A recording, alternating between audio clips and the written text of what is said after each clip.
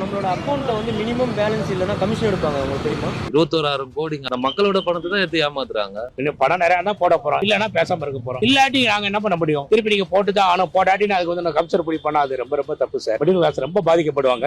இது மாதிரி செய்யக்கூடாது, ரொம்ப தப்பு அது. அதாவது வந்துட்டு அரசாங்கம்ன்றது வந்துட்டு அரசாங்கம் வந்து மக்களால் தேர்ந்தெடுக்கப்பட்டவங்க தான். 22% நீங்க டாக்ஸ் வந்து அவங்களுக்கு கம்மி பண்றீங்க இல்லன்னு சொல்லல. 22% டாக்ஸ் மேல ஒரு 5% மக்களுக்கு கம்மி பண்ணணும். எந்த ஒரு டாக்ஸா இருந்தாலும் எந்த ஒரு இதா இருந்தாலும் முதல்ல மக்களுக்கு வந்துட்டு ஒரு 2% லாபம் இருக்கணும். ஆமா, மக்களுக்கு வந்துட்டு எந்த பிரச்சனை எதா இருக்கட்டும், எதா இருந்தாலும் பரவாயில்ல, மக்களுக்கு வந்துட்டு முதல்ல லாபம் இருக்கணும். அவங்க கடன் தள்ளுபடி பண்றாங்க, 1000 கோடி 2000 கோடி 5000 கோடி சொல்லிட்டு அவங்களுக்கு வந்து பேங்க்ல ஓடி கொடுக்குறாங்க, அது பண்றாங்க இது பண்றாங்க, லேண்ட் கொடுக்குறாங்க, மானியம் கொடுக்குறாங்க. கடைசியில மொத்தமா அதை தள்ளுபடி பண்ணிடுறாங்க. ஒரு பைசா கூட அவங்க வந்து வசூல் பண்றது கிடையாது. அவங்களுக்கு எந்த ஒரு சாதாரண ஒருத்தன் போயிட்டு பேங்க்ல ஒரு 10,000 ரூபாய் 50,000 1 லட்சம் ரூபாய் கடன் வாங்கினா அவங்களுக்கு 1008 பிரச்சனை. பேங்க்ல இருந்து 10 பேர் போன் பண்றாங்க, பேங்க்ல இருந்து வீட்டுக்கு வராங்க, அவங்க 2 வீலர் தூக்குறாங்க, வீட்டை ஓடி பத்திரத்தை ஏலம் போடுறாங்க, எல்லாமே செய்யறாங்க. ஆனா கார்பரேட் கம்பெனி ஆயிரக்கணக்கான கோடிக்கணக்கான பணம் கொடுத்துட்டு அவங்க என்ன ப்ரூஃப் வாங்குறாங்க, என்ன நடவடிக்கை எடுக்கிறாங்க, அவன் வெளிநாட்டுக்கு தப்பி ஓடிடுறான். அவனை வந்து இதுவரை பிடிச்சு கொண்டு வரல, இவருக்கு கொண்டு வரல. இது மாதிரி பெரிய பெரிய பணக்காரங்க, கார்பரேட் ஓனர், பெரிய பெரிய முதலாளிங்க வந்து கோடி கணக்கில் கொள்ளையடிச்சுட்டு பெரிய லெவலில் லண்டன் வெளிநாட்டுல செட்டில் ஆயிடுறான். இங்க ஏழை பழங்க இருந்து 10,000 50,000 1 லட்சம் கடன் வாங்கினா அவளை போட்டு நசுக்கிறாங்க. அவங்க மேல பிரச்சனை, திரும்ப லோன் கொடுக்க மாட்டாங்க, சிவில் வருது. நம்ம பணத்தை போட்டு நம்ம பணத்தை எடுக்க முடியல. ஒரு நாளைக்கு இவ்வளவுதான் குறிப்பிட்ட மட்டும் தான் பணம் எடுக்கணும், இதுக்கு மேல எடுக்க கூடாது அப்படிங்கிறாங்க.